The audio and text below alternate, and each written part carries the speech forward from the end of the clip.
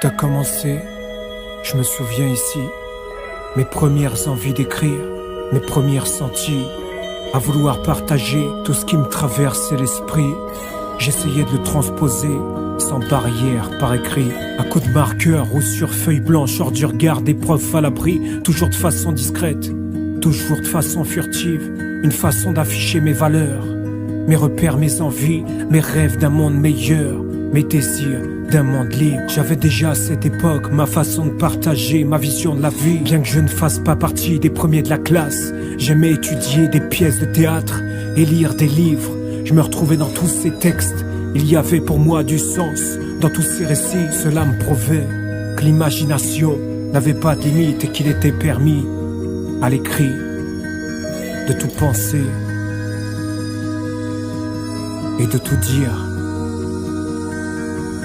On se donne toujours des surnoms quand on traverse les années collège. Celui qui m'a été donné était en rapport avec ma coupe de cheveux. Reda trouvait que ma coiffure faisait penser à un aileron de requin. J'ai donc décidé que mon pseudo serait Shark et ça m'allait plutôt bien. Je me rappelle d'ailleurs de cette fois où je suis passé en direct pour un freestyle sur Génération.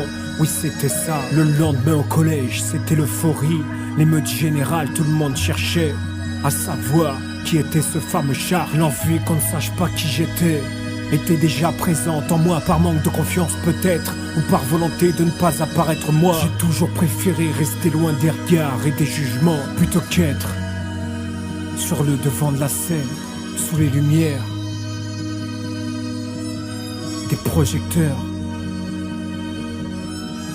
face